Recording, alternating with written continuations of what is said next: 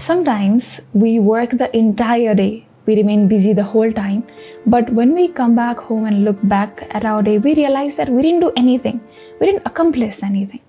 Sometimes it's not just one day.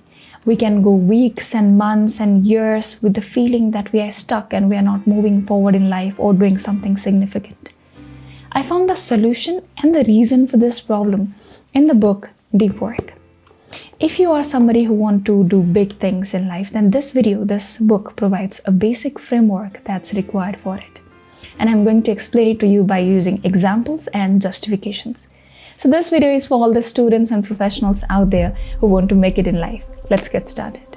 We will get started by understanding the difference between deep work and shallow work. Let's assume that there are two young guys and both of them want to become content creators. It's Sunday morning and they want to spend the day learning about content creation that day. Person A starts by taking a masterclass on Premiere Pro. He takes a masterclass for 2 hours and then let's say he spends the rest of the 2 hours, another 2 hours working on Premiere Pro, trying things out that he had just learned. The second person also wants to learn about content creation. So he starts by learning about content creation from other YouTubers, other content creators. He watches several random videos on YouTube, while occasionally slips into watching entertaining videos or reels at times. But then he gets back quickly and starts watching other videos. Both of these guys spent 4 hours that day learning about content creation. But who do you think did a better job?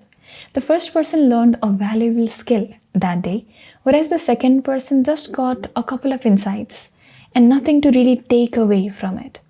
So we can assume who is going to be successful eventually. Deep work is the focused work where we use most of our mental energy in doing something that is important. Whereas shallow work is all the easy, busy work which we can do even with a lot of distractions. Deep work is valuable because it helps us achieve big things in life. It's rare because not everybody can do it. And it's meaningful because it adds value to our life and what we are doing. Now let's discuss the 4 important rules of deep work that is discussed in this book. And the first one is work deeply whenever you are working. The author suggests that we need to have long and uninterrupted hours for our deep work. I personally believe that we need to understand 3 things before we start working deeply.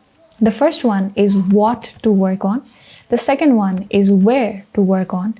And the third one is when to work on. Let's say that you are a student and you have an upcoming exam, then it's very important to determine that I will study chapter 1 of my physics book at the school library from 9 a.m. to 11 a.m. Now, when you are very sure about what to work on, where to work on, and when to work on, then it's very less likely that you will get distracted. And there's a high chance you will do this thing. The author gives example of how Bill Gates used to have think weeks 2 times a year where he did nothing.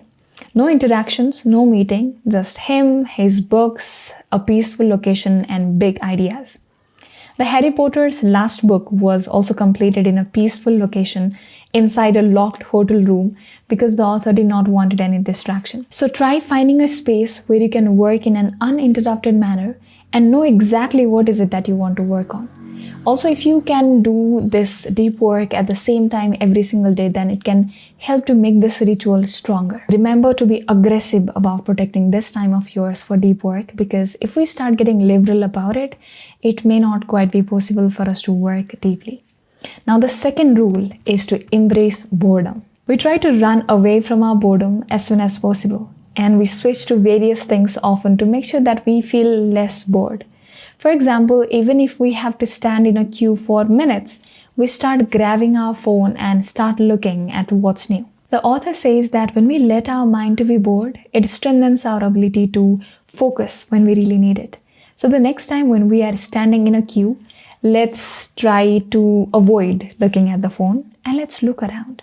See things around us, observe, maybe look at a bird that is in a distance or look out of the window, observe people. These things are also a form of meditation that strengthens focus and the prefrontal cortex. The author also introduces a term called productive meditation, which means when we are physically occupied with something, like when we are taking a shower or when we are walking on the road, we can focus on one pre-identified problem rather than letting our mind go into different directions. So when we do that, It not only helps us to concentrate on one thing, it also helps us to solve some major problems that requires attention. Now, the third rule is to quit social media. Social media is a consistent source of distraction because it has been designed to occupy and grab our mind all the time. According to the book, it gives us a little benefit while taking us a lot of our time, energy, and focus.